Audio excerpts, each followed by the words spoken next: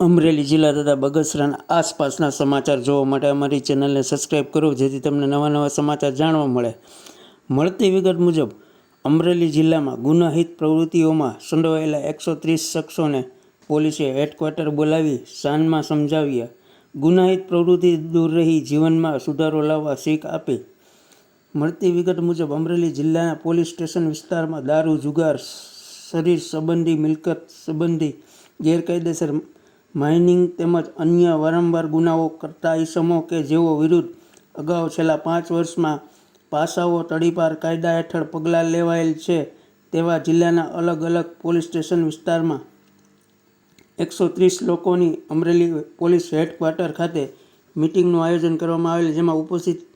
આવા લોકોને સમજ આપવા આવી હતી કે તેઓની ગુનાહિત પ્રવૃત્તિને લીધે અમરેલી જિલ્લાના કાયદો અને વ્યવસ્થા પરિસ્થિતિને અસર થાય કે અશાંતિ ફેલાય તેવી કોઈ પણ ગુનાહિત પ્રવૃત્તિ ધ્યાને આવે તેઓ વિરુદ્ધ હાલમાં ચાલુ ઝુંબેશ અન્વયે કડક કાર્યવાહી કરવામાં આવશે, જે બાબતે સૂચના આપવામાં આવી હતી. એસપી સંજય ખરાટ તથા પોલીસ સ્ટાફ સહિત અમરેલી જિલ્લાના તમામ પોલીસ અધિકારીઓ ઉપસ્થિત રહ્યા હતા. રિપોર્ટર સમીર વિરાણી, બગસરા.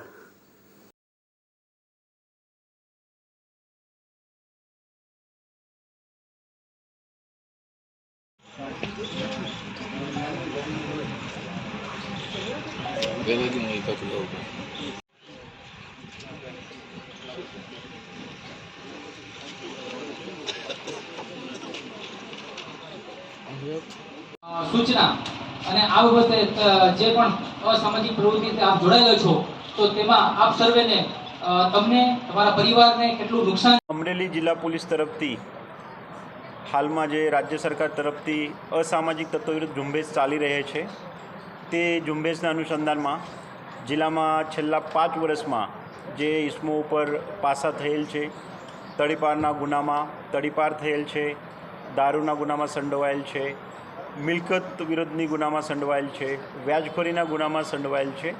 અથવા એને સિવાય અન્ય કોઈ ગુનામાં સંડોવાયેલ છે, એ લોકોને એક સમજ આપવા સારું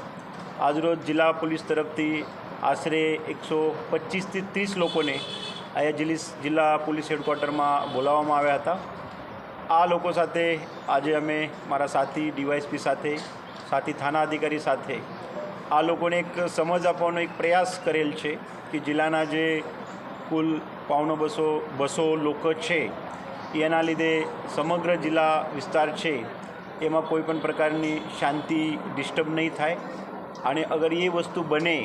તો હાલ સમગ્ર રાજ્યમાં અને અમરેલી જિલ્લામાં જે અલગ અલગ કામગીરી કરવામાં આવે છે, જે અસામાજિક તત્વો છે એમના વિરુદ્ધમાં પોલીસની જે દંડ વિધાનમાં કાર્યવાહી છે તે મુજબ તો કાર્યવાહી કરવામાં જ આવે છે, પણ તે સિવાય પ્રશાસનના જે બીજા અંગ છે, મહેસૂલ રાહે કોઈને દબાણ હોય દબાણ કાઢવાનું, વીજ બોર્ડ છે એના થકી કોઈનું ખોટું વીજળીનું કનેક્શન હોય, પેમેન્ટ કરવાનું બાકી હોય તો એ કનેક્શન તોડવાનું, નળ પાણીનું કનેક્શન તોડવાનું,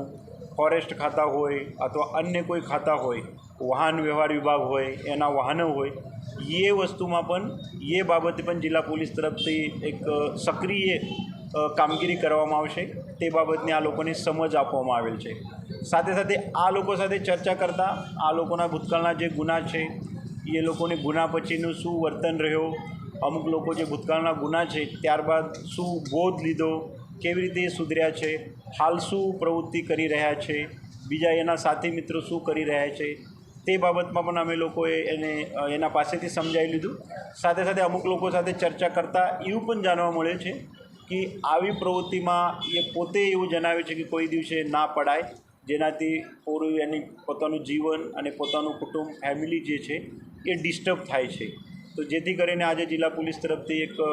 સારું એવું એક પહેલ કરવામાં આવેલ છે કે જેના થકી અમે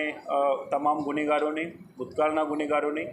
જે આમાંથી સુધરેલ છે અથવા હાલ જે ક્રિયાશીલ છે